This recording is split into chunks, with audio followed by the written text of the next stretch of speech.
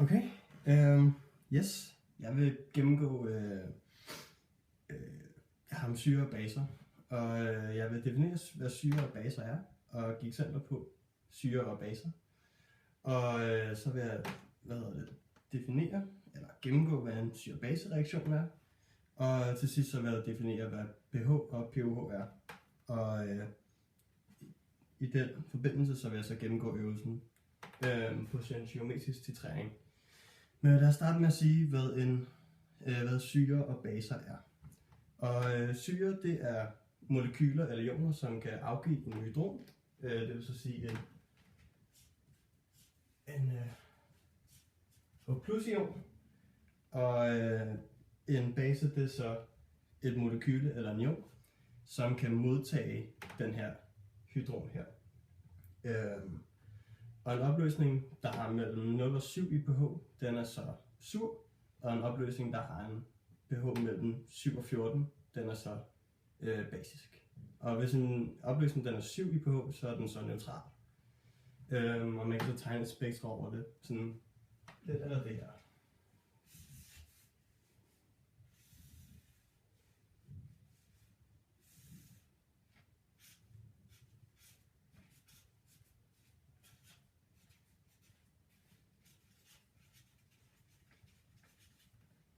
Yes. Og eksempler på syre, det vil være HCl, som er saltsyre. Det er CH3COOH, som er eddikesyre. Og H3O+, som er oxoniumion.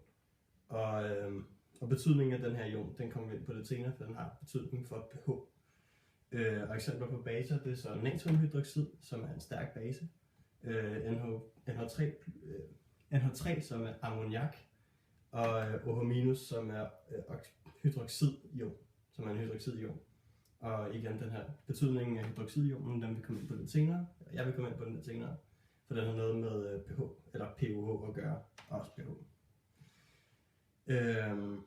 Og der findes både stærke og svage syre og baser. For eksempel så er HCl en stærk base, en stærk syre, og den vil så være hernede, når den kommer i en opløsning.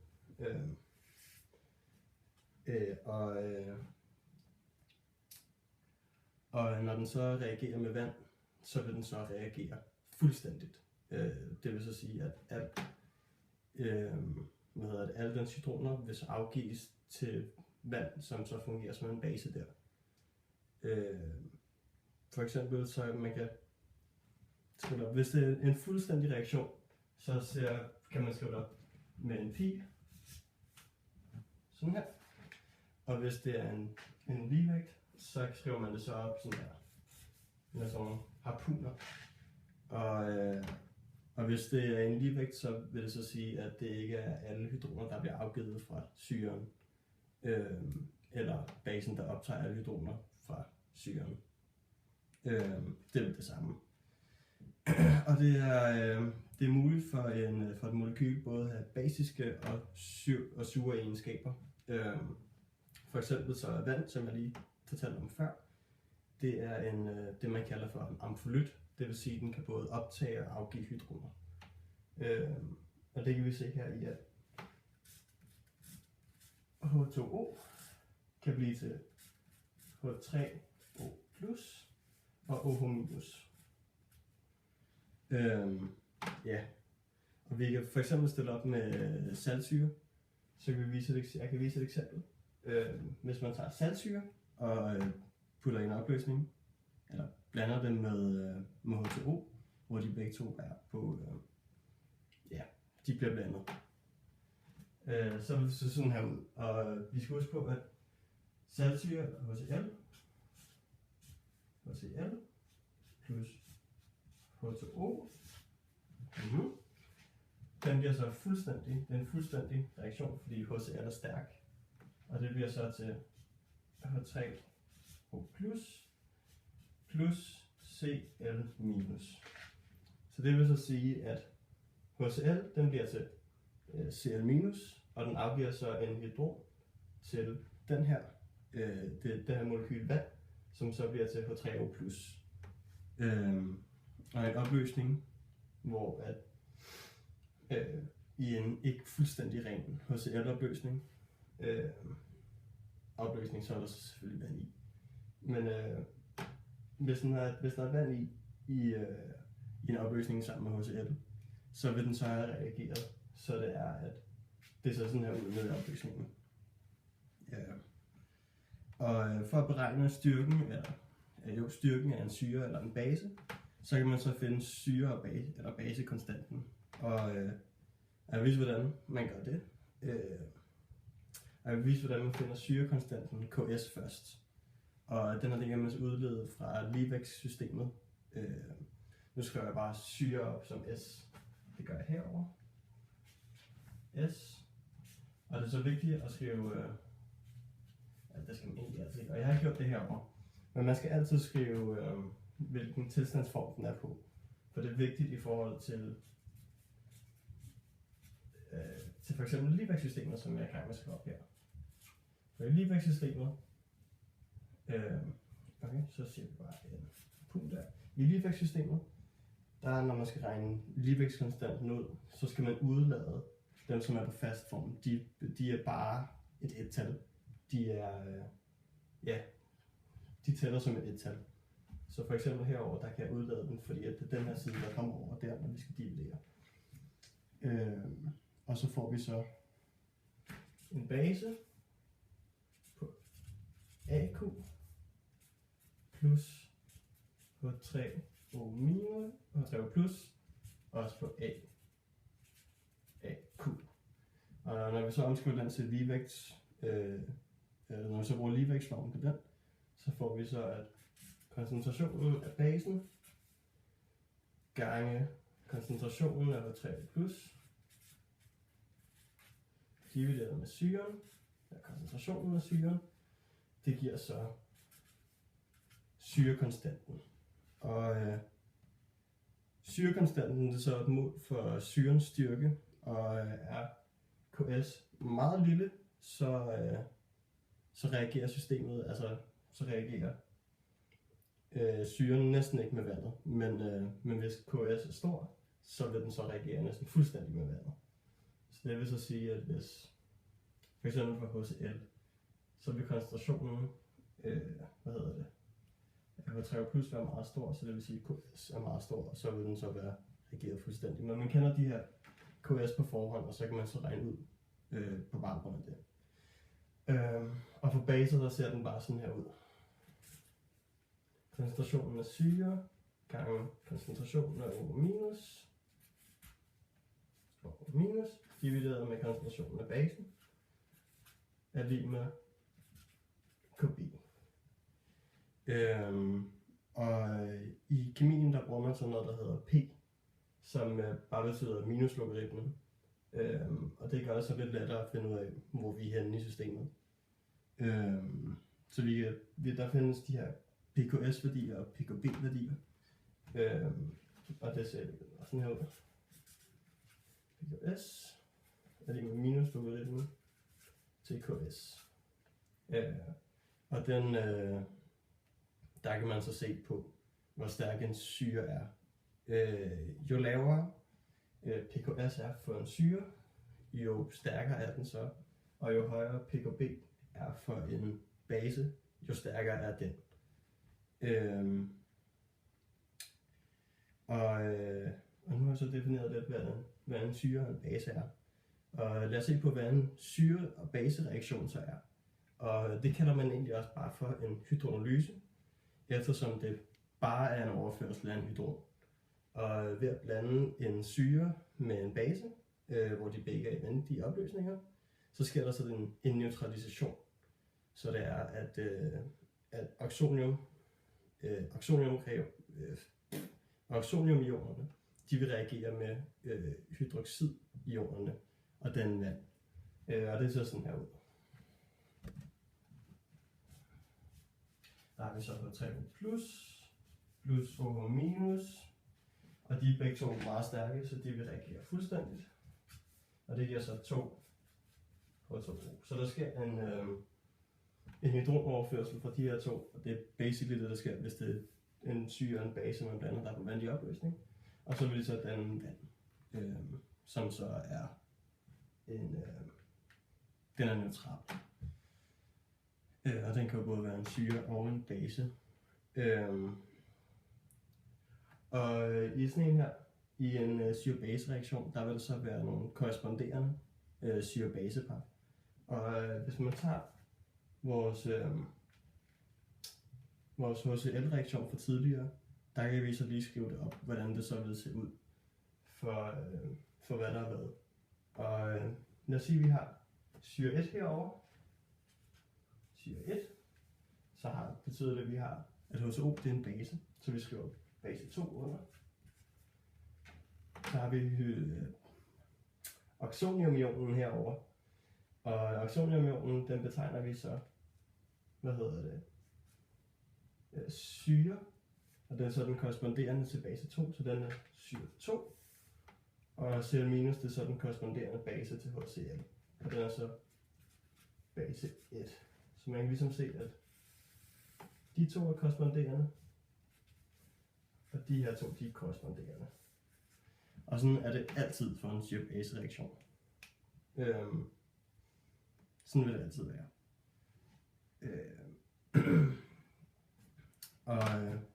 For hvis det var en base, som reagerer med vand, så ville det så bare betyde, at den her, den var syren, og så ville den så blive til OH- i stedet for.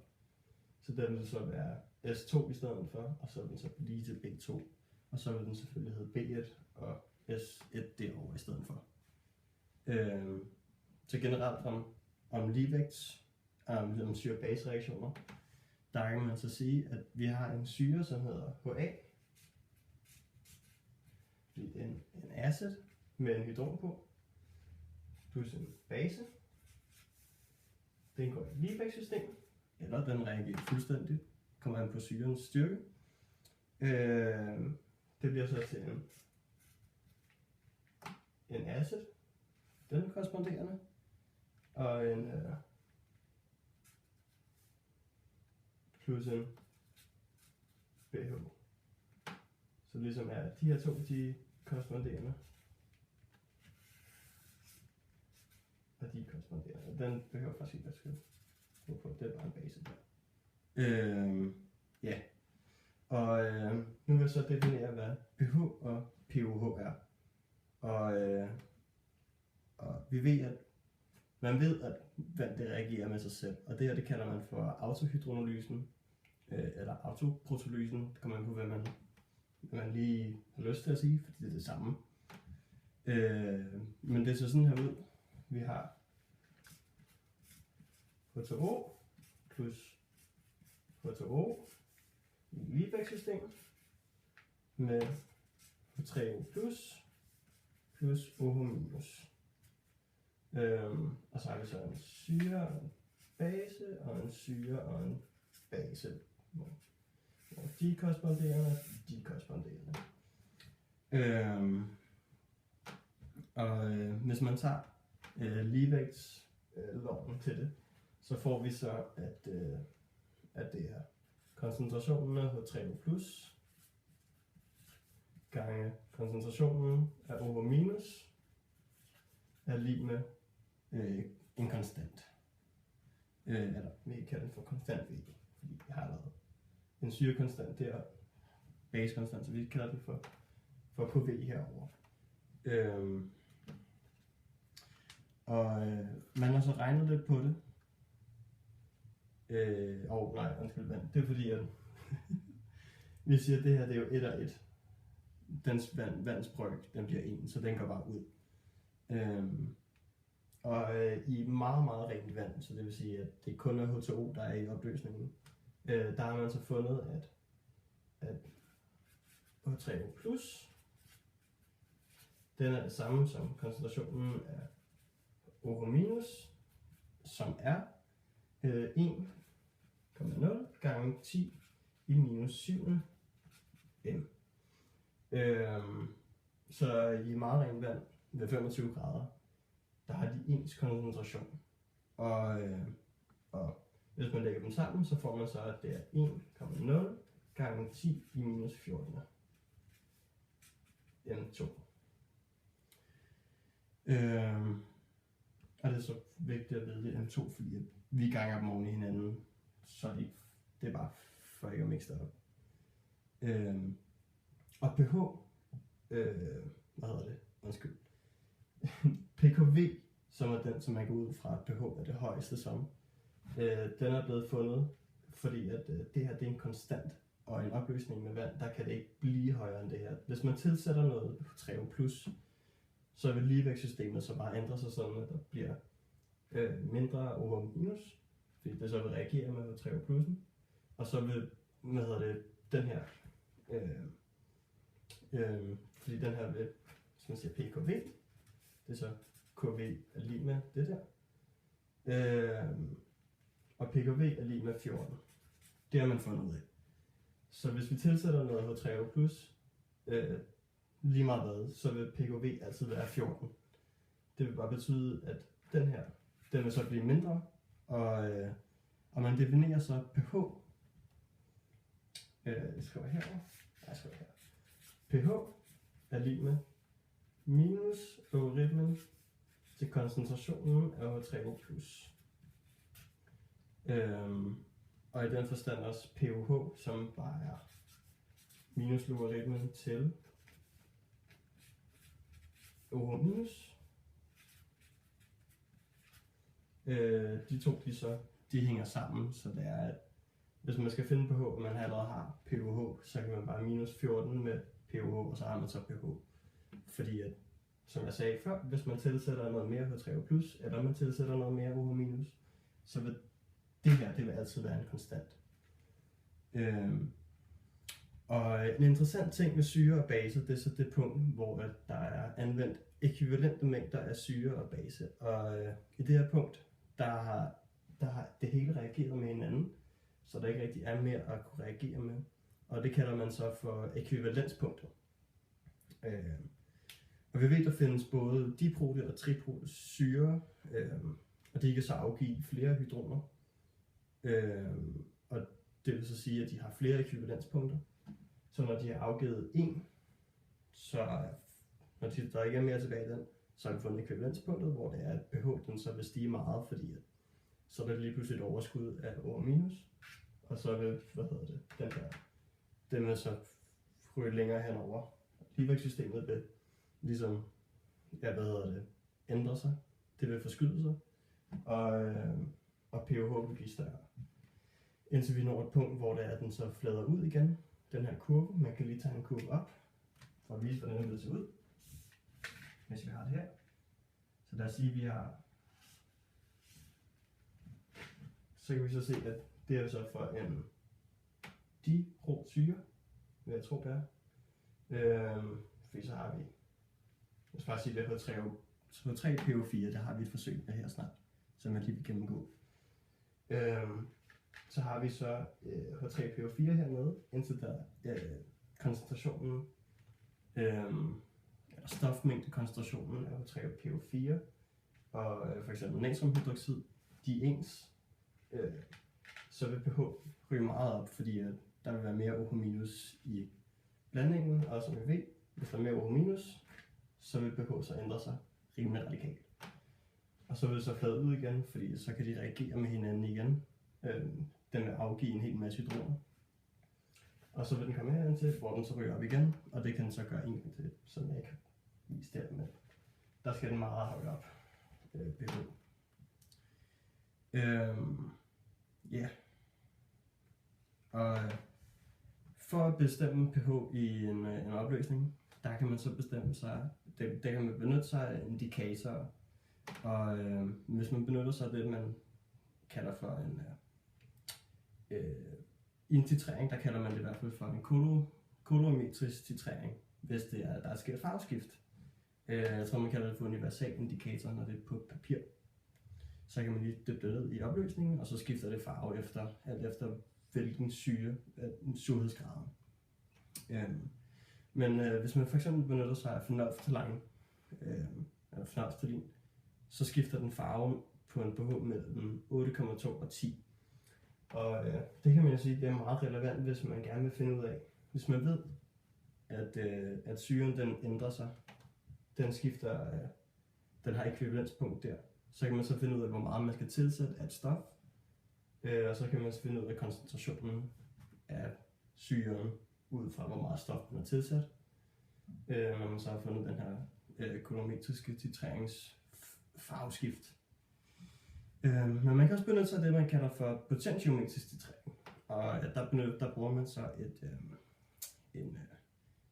et pH-meter, som måler, hvor meget H3O+ der er i opløsningen. Den måler pH'en rimelig præcist.